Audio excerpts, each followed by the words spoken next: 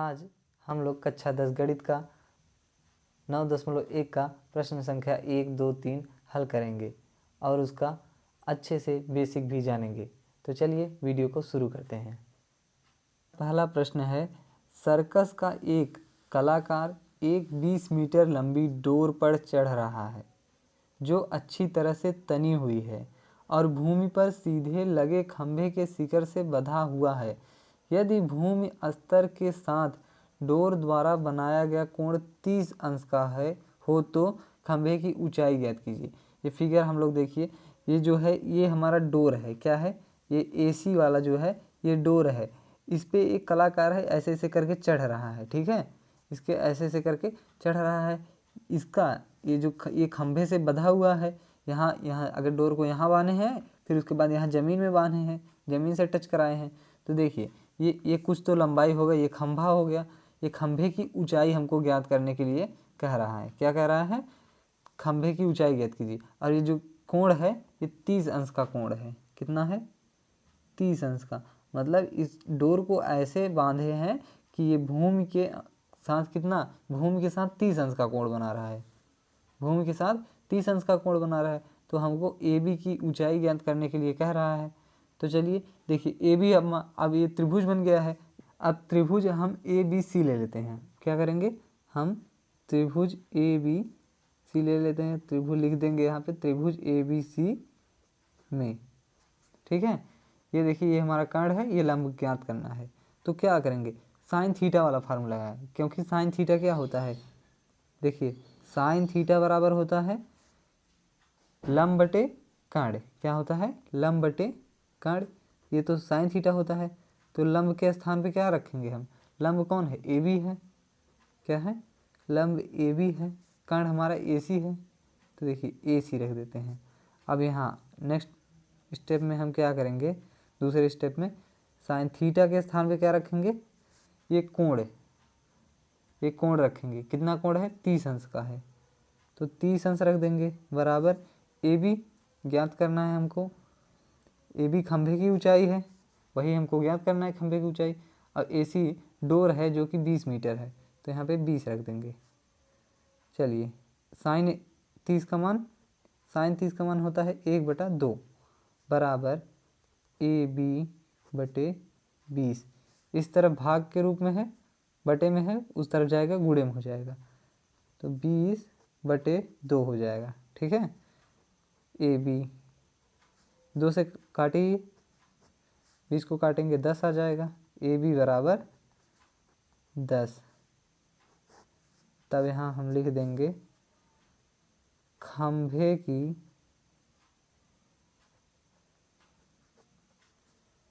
ऊंचाई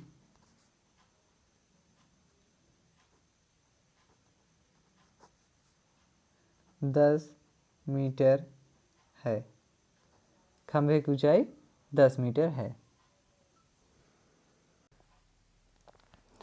दूसरा प्रश्न है, आंधी आने से एक पेड़ टूट जाता है और टूटा हुआ भाग इस तरह मुड़ जाता है कि पेड़ का शिखर जमीन छूने लगता है। देखिए एक पेड़ है। क्या है? एक पेड़ है। मान लीजिए यहाँ पे हम एक पेड़ बना लेते हैं। पेड़ सीधा है। ठीक है, ये हमारा पेड़ हो गया।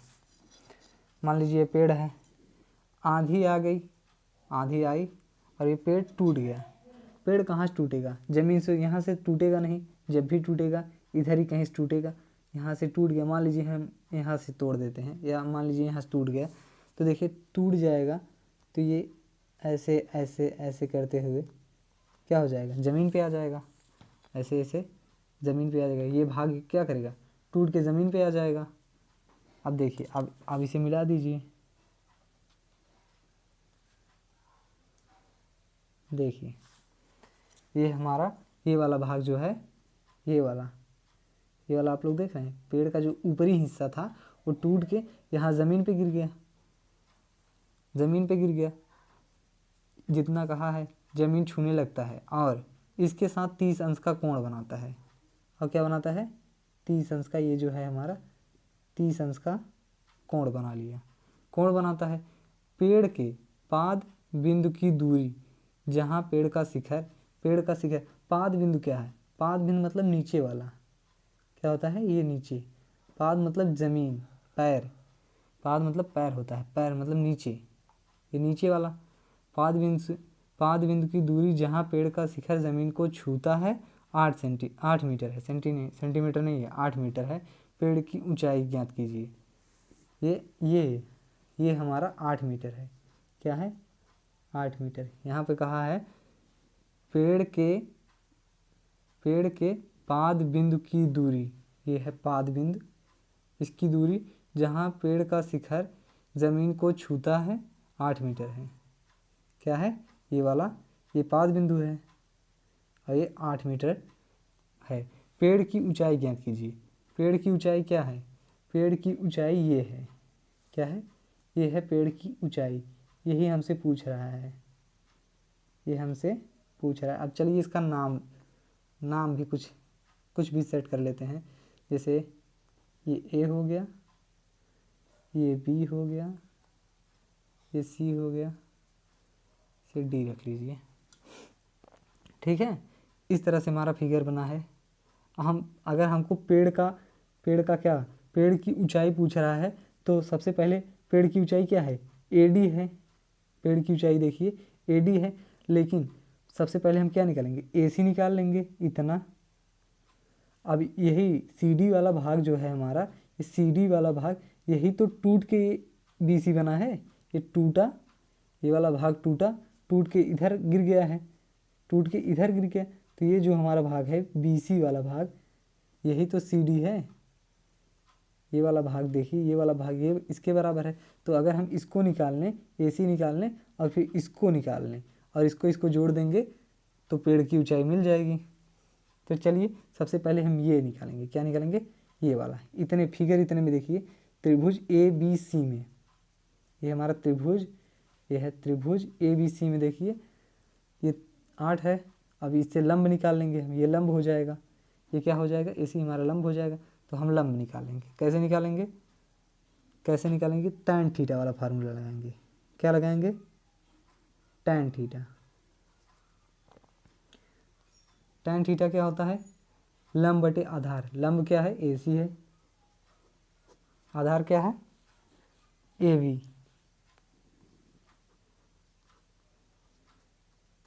अब देखिए टैन थीटा के स्थान पे क्या रखेंगे? कोण रखेंगे। कोण है 30 डिग्री, यहाँ पे 30 हो गया, 30 अंश।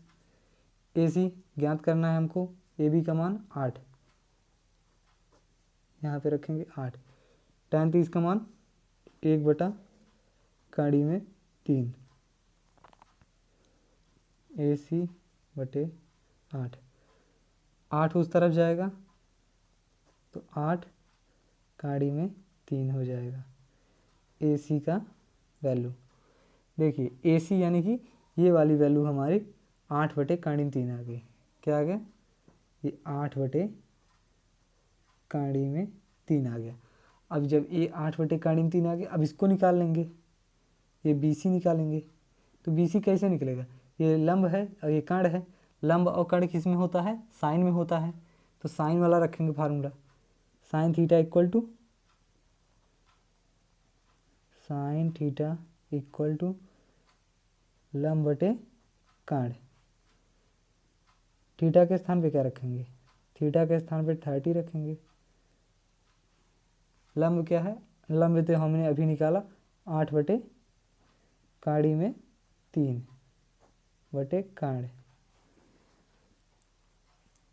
साइन 30 का मान 1/2। और इसी तरफ कर्ण जो है हमारा इस तरफ आ जाएगा, तो उस तरफ बटे में है, इस तरफ गुणे में हो जाएगा। कर्ण को क्या लिखेंगे? ऐसे कर्ण ही रहने दीजिए अभी। और इस तरफ हो जाएगा 8/3। अब देखिए 1/2 गुणे कर्ण बराबर 8/3 है। कर्ण हमारा क्या है? कर्ण बीसी है, तो कर्ण के स्थान पे बीसी लिख दीजिए और 1 का गुणा उसमें करेंगे तो बीसी ही रह जाएगा, BC/2 हो जाएगा। ये 8/3। ये 2 उस तरफ जाएगा तो क्या हो जाएगा, गुणे में हो जाएगा। क्या हो जाएगा, गुणे में। तो 8 दूनी 16 बटे काड़ी में 3। अब देखिए BC हमारा क्या आ गया, 16 बटे काड़ी में 3, इतना आ गया। ये हो गया 16 बटे काड़ी में 3 और ये हो गया 8 बटे काड़ी में 3। मतलब AC हमारा जो है 8 बटे काड़ी में 3 हो गया और BC 16 बटे काड़ी में 3। अगर हम इसी BC को क्या करेंगे, फिर से अगर हम इसको सीधा करें, ये टूटा हुआ भाग है ना, अगर हम इसको फिर से सीधा करें तो ये वाला पार्ट बनेगा ना, ये वाला पार्ट बनेगा, है ना। यही तो इसका ये वाला जो भाग था यही टूट के BC बना है ना। तो अगर हम ये अगर 16 बटे काड़ी में 3 है तो ये भी 16 काड़ी में 3 होगा। अब देखिए, अब पेड़ की ऊंचाई हम निकालेंगे। क्या करेंगे, पेड़ की ऊंचाई निकालने के लिए ये इतना तक जो भाग है 8 बटे काड़ी में 3 है, इतना से इतना भाग 16 बटे काड़ी में 3 है। तो इसको अगर हम जोड़ देंगे तो क्या हो जाएगा, अगर हम जोड़ देंगे तो पेड़ की ऊंचाई निकल जाएगी। पेड़ की ऊंचाई ज्ञात करेंगे। पेड़ की ऊंचाई में AC प्लस CD। AC कितना है, AC है 8 बटे काड़ी में 3 और CD कितना है 16 बटे काड़ी में 3। अब काड़ी में 3 क्या कर लेंगे, LCM ले लेंगे। तो 8 प्लस 16, 16 8 24 काड़ी में 3, इतना हो जाएगा। लेकिन देखिए नीचे काड़ी है तो नीचे काड़ी हटाने के लिए हम क्या करेंगे, हर का परमेयीकरण कर देंगे। तो काड़ी में 3 का गुणा ऊपर भी और नीचे भी। 24 का काड़ी में 3 करेंगे तो 24 काड़ी में 3 हो जाएगा। और काड़ी में 3 का गुणा काड़ी में 3 में करेंगे तो काड़ी कट जाएगी, बचेगा 3। अब ये 3 8 24 तो हो गया 8 काड़ी में 3। 8 काड़ी में 3 पेड़ की ऊंचाई हो जाएगी। क्या हो जाएगा, पेड़ की ऊंचाई। हमारा तीसरा प्रश्न है, एक ठेकेदार बच्चों को खेलने के लिए एक पार्क में 2 फिसलनदार पट्टी लगाना चाहती है। 5 वर्ष से कम उम्र के बच्चों के लिए वह एक ऐसी फिसलन पट्टी लगाना चाहती है जिसका शिखर 1.5 मीटर की ऊंचाई का पर हो। मतलब वह 1.5 मीटर ऊंचा हो। 1.5 मीटर। देखिए अगर हम कोई फिसलनदार पट्टी बनाते हैं, ये देखिए,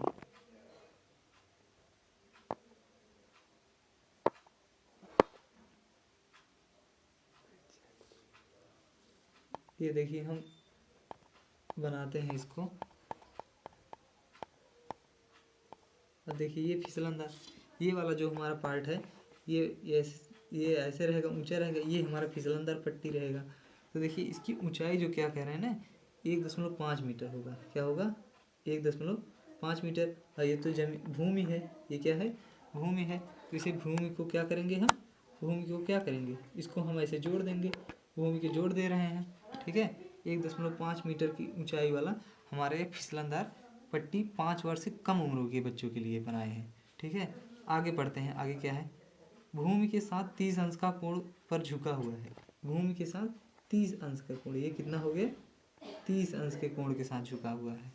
जबकि इससे अधिक उम्र के बच्चों के लिए वह 3 मीटर ऊंचाई, मतलब एक और पट्टी बना रही हैं, एक और फिसलन पट्टी बना रही हैं जो कि 3 मीटर की ऊंचाई पर 3 मीटर की ऊंचाई पर अधिक ढाल की फिसलन पट्टी लगाना चाहती है जो कि भूमि के साथ 60 अंश का कोण बनाती है। तो हम एक और बनाएंगे। क्या करेंगे, हम एक और बनाएंगे। इस सवाल में मतलब दो सवाल जैसा बन गया है। एक जो छोटे बच्चों के लिए बनाई है 5 वर्ष से कम उम्र के लिए, और एक 5 वर्ष से अधिक उम्र के लिए, ठीक है। 2 फिसलनदार पट्टी बनाई है। पहले वाले की 1.5 मीटर है ऊंचाई, दूसरे वाले की 3 मीटर ऊंचाई है, और दूसरा वाला 60 अंश के कोण बनाता है भूमि के साथ 60 अंश का कोण बनाता है। प्रत्येक स्थिति में फिसलन पट्टी की लंबाई क्या होगी, इसकी ये हमको लंबाई ज्ञात करनी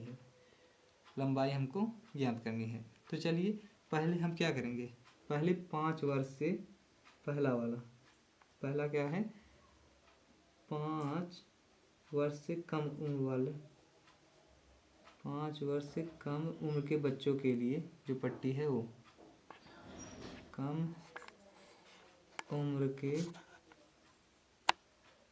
बच्चों के लिए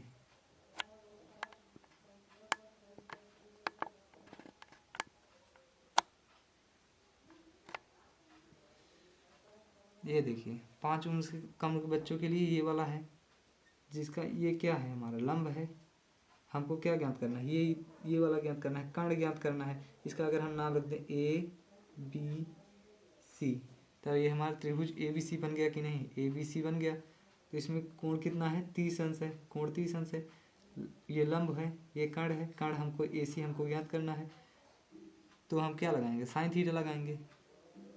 साइन थीटा लगाएंगे तो लंब बटे कर्ण होता है। क्या होता है, लंब बटे कर्ण। लंब क्या है, बी सी है, कर्ण क्या है, ए सी है। कर्ण हमारा ए सी है। थीटा के स्थान पे क्या रख दें, फिर साइन थीटा के स्थान पे 30 आ जाएगा। बी सी कितना है, 1.5 मीटर। कितना है, 1.5। ए सी हमको ज्ञात करना है। अब देखिए साइन 30 का मान 1/2। ए सी इस तरफ आएगा, गुणे में हो जाएगा। ठीक है, इस तरफ आएगा, गुणे में हो जाएगा। अब 1.5, अब ये 2 उस तरफ जाएगा, तो ये इस तरफ भाग में, उस तरफ गुणे में। 1.5 गुणे 2, और एक नीचे जाएगा तो कोई वैल्यू निगलेक्ट हो जाएगी। देखिए 1.5 का गुणा 2 में करेंगे तो आ जाएगा 3। ए सी हमारा 3 आ गया। ये कितना हो गया, 3, मतलब 3 मीटर में आ जाएगा। ठीक है, वैल्यू मीटर में दिया है तो मीटर हो जाएगा, 3 मीटर आ जाएगा। तो जो हमारा पहला फिसलन पट्टी है उसकी लंबाई 3 मीटर हो जाएगी। कितना हो जाएगा, 3 मीटर की लंबाई होगा। ठीक है, ये तो पहले वाले के लिए। अब जो दूसरा हमारा है, दूसरा क्या है, दूसरे का 3 मीटर है ऊंचाई उसकी, और 60 अंश के कोण के साथ हुआ झुका हुआ है, तो उसकी भी लंबाई ज्ञात करनी है, फिसलन पट्टी की लंबाई ज्ञात करनी है। अब दूसरा ले लेंगे हम, दूसरे को हम क्या मान लेते हैं, पी क्यू आर मान लेते हैं, पी क्यू आर। चलिए इसमें भी हमको लंब पता है, कर्ण ज्ञात करना है। तो देखिए यहाँ भी हम लोग क्या लगाएंगे, साइन थीटा ही लगा देते हैं, साइन थीटा लगा देंगे। तो क्यू आर हमको पता है, अब पी आर हमको ज्ञात करना है। देखिए लंब क्या होता है, साइन थीटा क्या होता है, लंब बटे कर्ण होता है। तो लंब क्यू आर हो गया, कर्ण पी आर हो गया। तो चलिए वैल्यू रखते हैं। थीटा के स्थान पे क्या रख देंगे, 60 डिग्री, क्योंकि भूमि के साथ 60 अंश का कोण बनाता है। अब क्यू आर की लंबाई 3 मीटर है, 3 रख देंगे। पी आर क्या हो जाएगा, पी आर हमको ज्ञात करना है। पी आर इस तरफ आएगा, साइन 60 का मान कहानी में 3/2 होता है। ठीक है, पी आर इधर आएगा तो गुणे के रूप में हो जाएगा, इस तरफ 3 रह जाएगा। पी आर बराबर, अब ये उस तरफ जाएगा, कहानी 3/2, तो उल्टा हो जाएगा, 2 गुणे में हो जाएगा, कहानी में 3 नीचे चला जाएगा। 3 दूनी 6 बटे कहानी में 3। अब देखिए नीचे कहानी में 3 है, नीचे कहानी में 3 है, जिसके कारण हम हर का परिमेयकरण कर देंगे। कहानी में 3, कहानी में 3। ठीक, क्या आ जाएगा, 6 ऊपर हो जाएगा 6 कहानी में 3, और नीचे हो जाएगा कहानी में 3 का गुणा कहानी में 3 में करेंगे तो कहानी हट जाएगी, तो नीचे बचेगा 3। अब 3 से इसको कैंसिल कर देंगे, 3 दूनी 6, 3 दूनी 6, यानी कि 2 कहानी में 3। अब 2 कहानी में 3 मीटर बड़े वाले की लंबाई हो जाएगी। क्या हो जाएगी, इसकी लंबाई 2 कहानी में 3 मीटर हो जाएगी।